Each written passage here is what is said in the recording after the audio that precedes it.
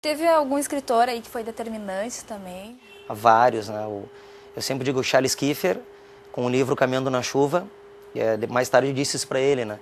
Foi um livro assim que me determinou a ideia de ser escritor. É um livro em que o Túlio, um personagem de origem alemã, queria ser escritor, tinha que ler Goethe e Proust no original, foi fazer letras na URGS, pescava lambari, que era o meu esporte de pré-adolescente. Eu seguia à risca o personagem dele. E outros, né? Eu nunca tinha estudado conto para escrever conto. Então minha base era muito assim, ler o Sérgio Faraco.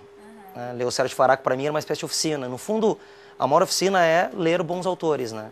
Então me baseei muito, sobretudo nos gaúchos, assim. Meu período pré-letras foi um período de leitura de autores gaúchos. E aí tu falando que estava no universo do conto, e como que foi partir para o romance? É bastante complicado, né? Eu estava no universo do conto sem conhecer muito de teoria do conto. E aí eu fui estudar a teoria do conto. E quando eu pretendi fazer um romance, eu resolvi entrar no mestrado para estudar a teoria do romance. Desde as origens, estudar um pouco do romance que eu chamei de contemporâneo, mas era dos anos 90 para cá. O romance das 2 últimas décadas. E estudei o romance para tentar encontrar um mecanismo que ajudasse a sair daquele tiro curto que é o conto. O conto é como se a gente tirasse uma pedra e soubesse onde ela vai cair. E o romance, no fundo, ele abre possibilidades, às vezes, fora do nosso planejamento. O conto ele segue muitas vezes dentro do planejamento, como é curto, que a gente estabeleceu. E o romance ele traz essas surpresas, o personagem acaba dando um encadeamento diferente. Então eu fui estudar, até porque eu queria produzir um romance com vários narradores. Que é o que acontece, né? Concomitantes. E então foi uma trabalheira assim, de pesquisa, de como fazer.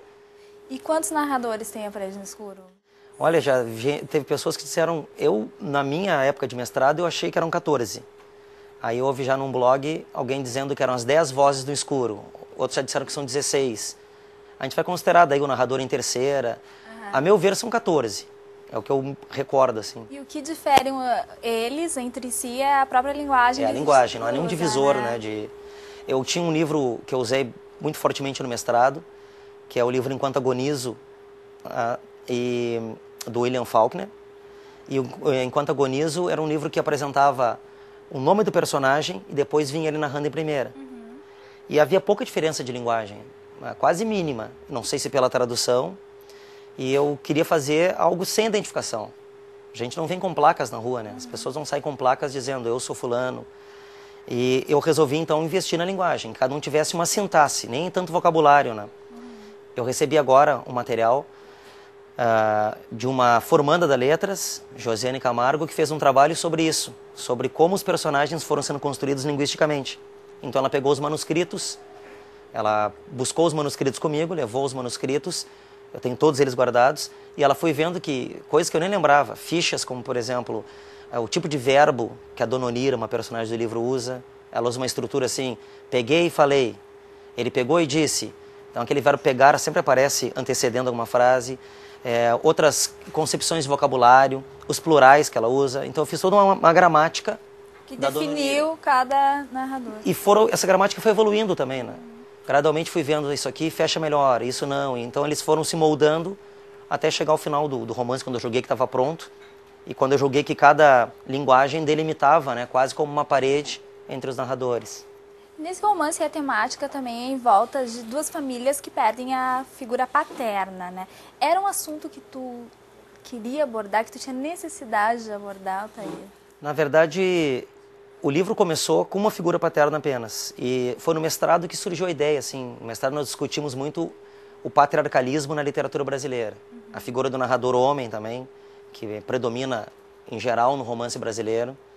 E essa figura do patriarcalismo que está ligada à ideia do próprio comando e que numa narrativa também é estabelecida por um narrador único muitas vezes. Daí eu comecei a discutir também paternidade, que é um tema que envolve a minha vida, né?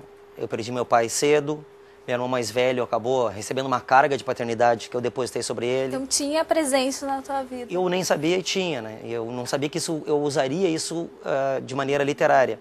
Claro que o livro extrapolou completamente, mas no fundo eu acabei percebendo que havia uma coluna vertebral no livro, que é justamente o fim, nos nossos tempos, dessa figura de amparo.